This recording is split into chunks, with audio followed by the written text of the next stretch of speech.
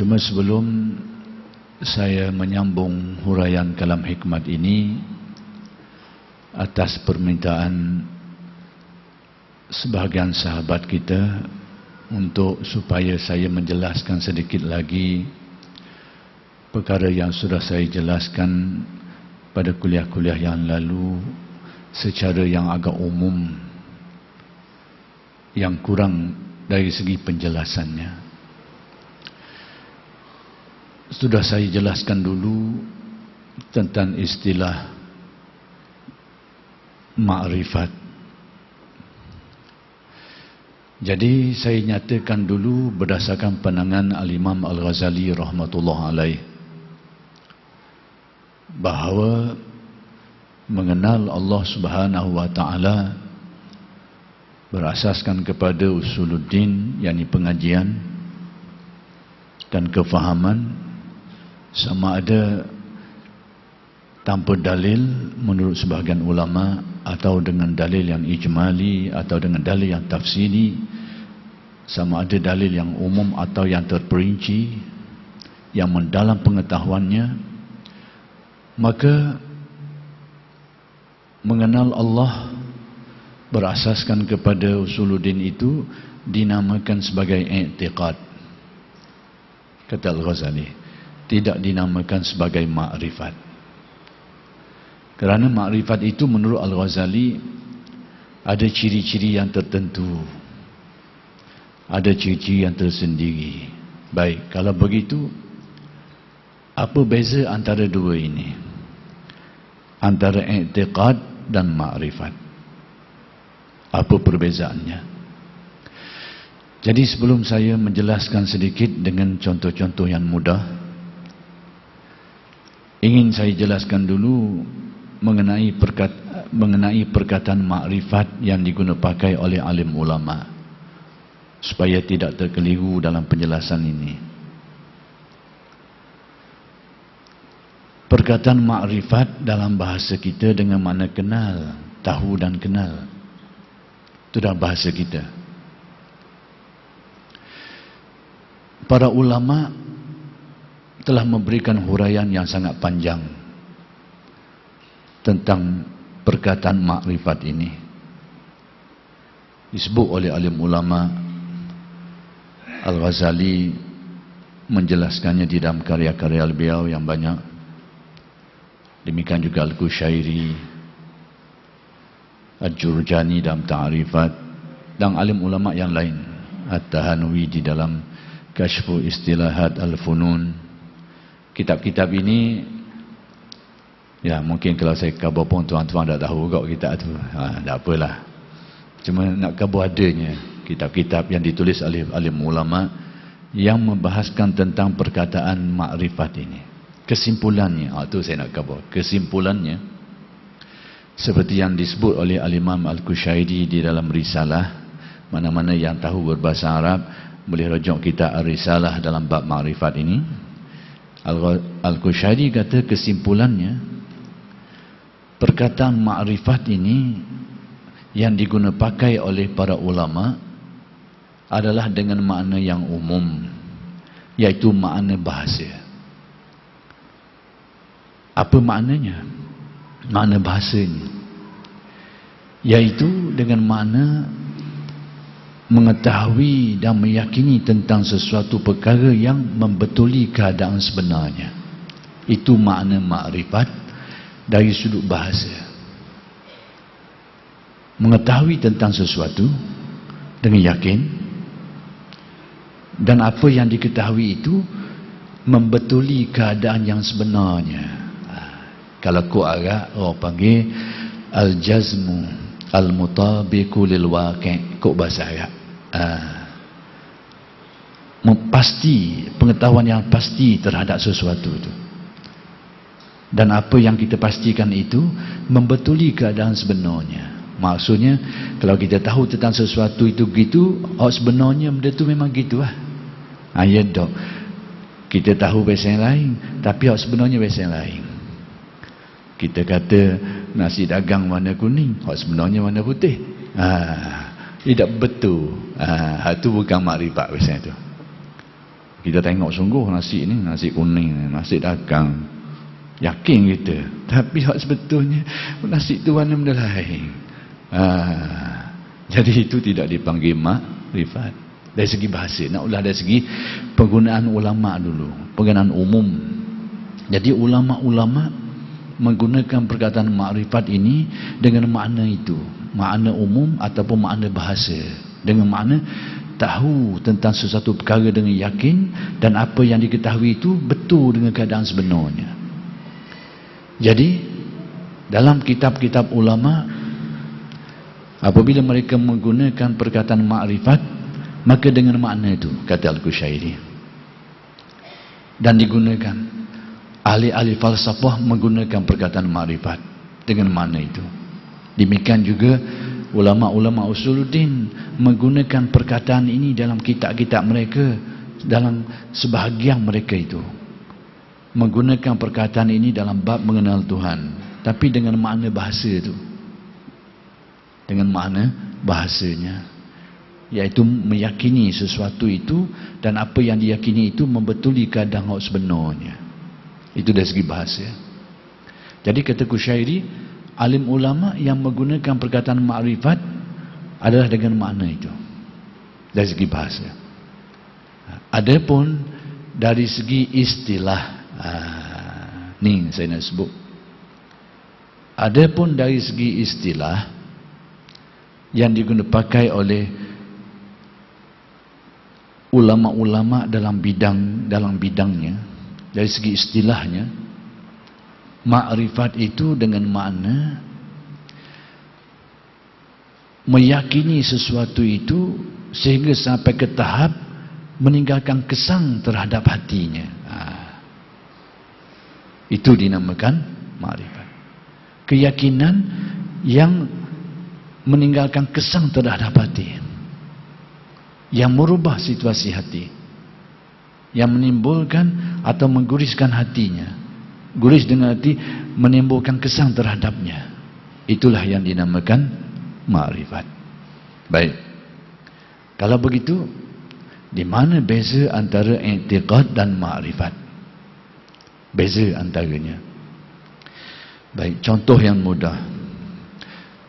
Apabila kita mengetahui tentang kewujudan Allah dan meyakininya, kita mentasdikkannya, kita pasti meyakini tentang kewujudan Allah berasaskan dalil-dalil, sama ada dalil yang umum ijmali atau dalil yang tafsiri ataupun lebih luas lagi pengetahuan, sehingga dapat membuktikan tentang kewujudan Allah bukan saja dengan dalil-dalil Al-Quran dan hadis, tetapi dengan hujah-hujah akal yang sangat rumit, yang mendalam, dengan teori-teori akal yang bermacam-macam, dipahami semua itu sehingga dapat mengisbatkan kewujudan Allah. Sehingga kalau ada orang yang meragukan tentang perkara ini, dia dapat menolak keraguan itu. Sekiranya ada orang yang cuba mendatangkan syubhah tentang keyakinan ini, dapat ditepisnya, mendalam ilmunya, sekalipun dalam mana pun, maka itu tetap dinamakan i'tiqad, kata Al-Ghazali. Tahu secara tohor ke, tahu secara dalam ke, tetap dinamakan i'tiqad.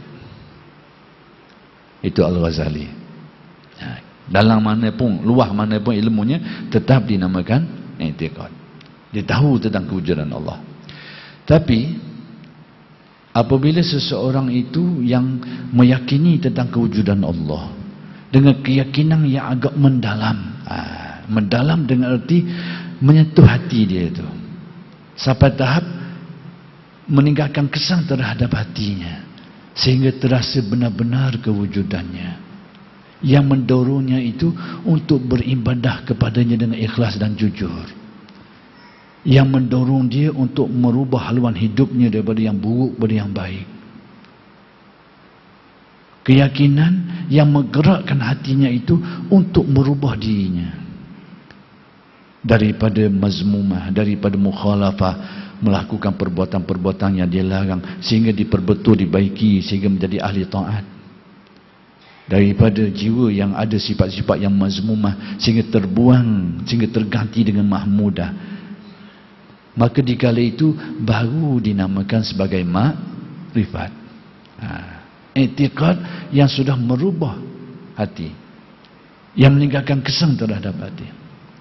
Demikian juga orang yang meyakini tentang Allah Ta'ala yang bersifat maha melihat, maha mendengar, maha mengetahui, dia yakin dengan dalil dan i'tiqad. Kalau hanya sekadar keyakinan itu dan tidak ragu, kalau ragu itu bukan mukmin. Sekarang yakin, tidak ragu. Tetapi keyakinan itu tidak sampai ke tahap meninggalkan kesan terhadap hatinya. Dengan arti sekalipun atas keyakinan Allah Ta'ala melihat dan mendengar, tapi kehidupannya itu lintang bukang. Menipu tetap menipu.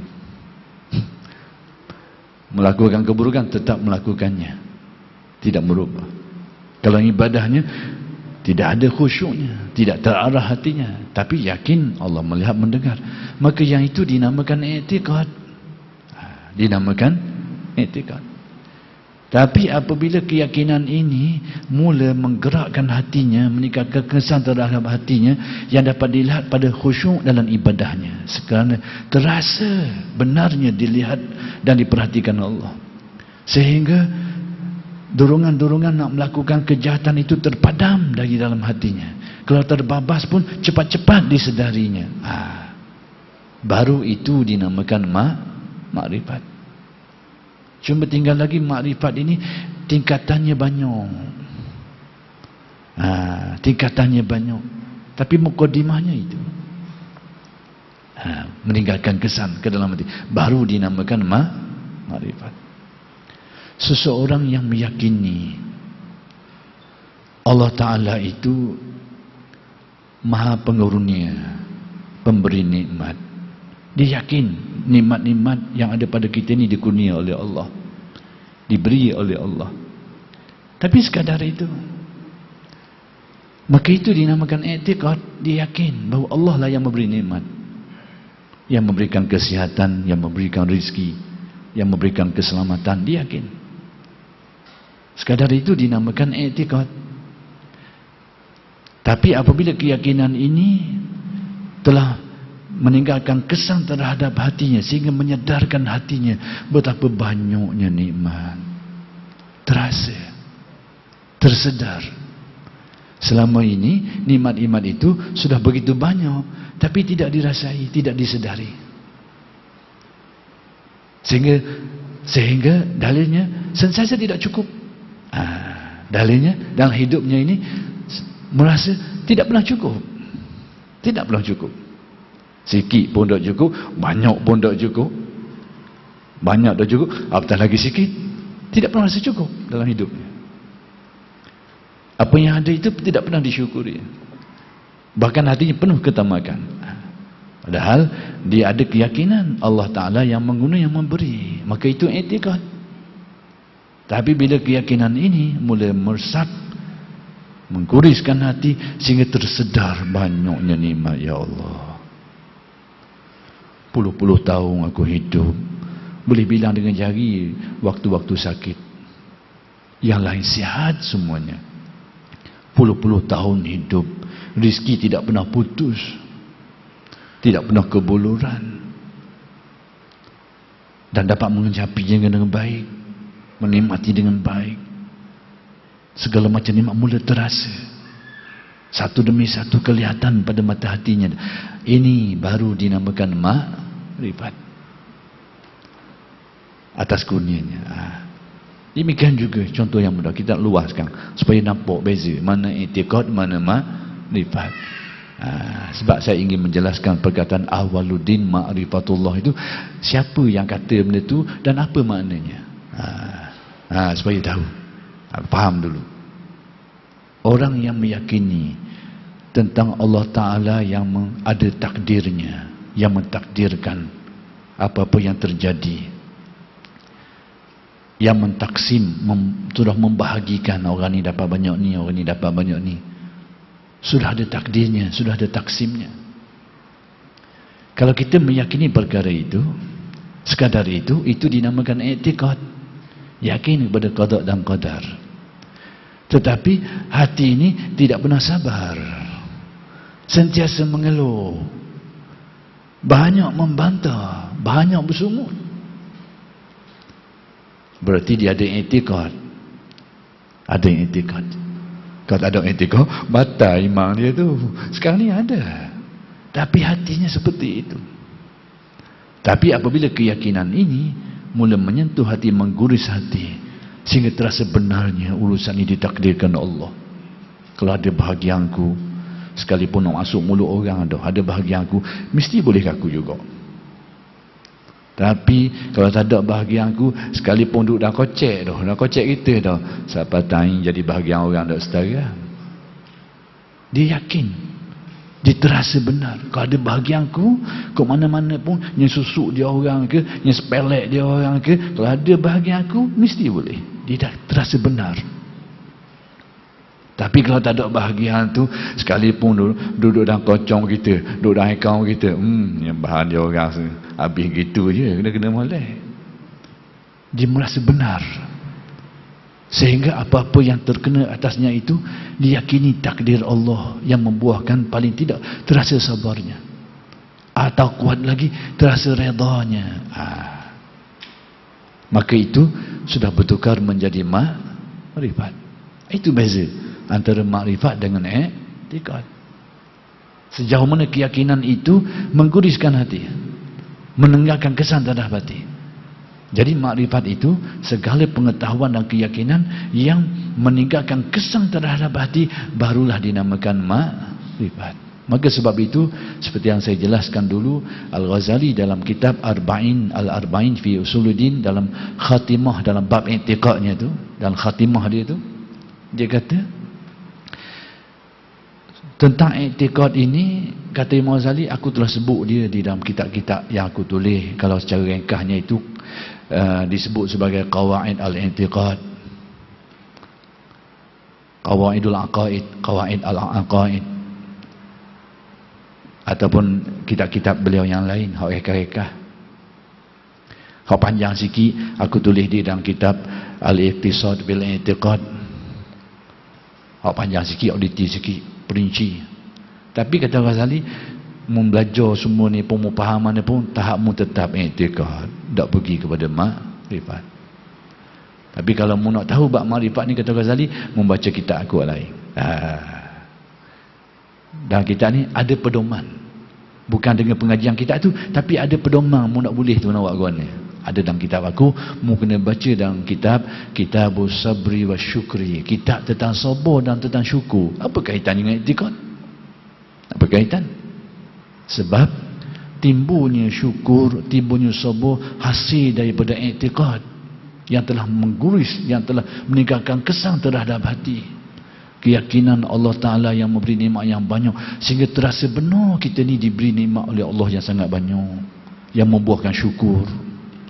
Sehingga apa-apa dugaan yang menimpa kita itu atas keyakinan dialah yang menguji, dan di sebalik ujiannya itu ada hikmah kebijaksanaan menjadikan orang ini ada kekuatan untuk bersabar, terima semua itu. Itu nak kabar. Jadi nak kabarnya makrifat itu maknanya. Sebab tu Imam Ghazali kata, mu nak faham bab makrifat ni, mu ngaji kitab aku ni. Atau kitabul babul makrifah, babul mahabbah, kitabul mahabbah dan sebagainya. Mau ngajak tinggi lagi, ni mudah padang kata Imam Ghazali, syarat ketat. Mu kena jadi orang limpat tapang. Lepas tu mu sendiri orang yang bersih hatimu dari sifat-sifat yang buruk. Kemudian mu sendiri telah dijadikan Allah, diberi naluri jiwa yang bersih, yang sesuai untuk memahami ilmu ni. Bolehlah mengaji kitab ni pula, kata Ghazali. Panduan untuk dapat benda-benda tu. Nak kabarnya beza antara i'tiqad dan makrifat. Baik.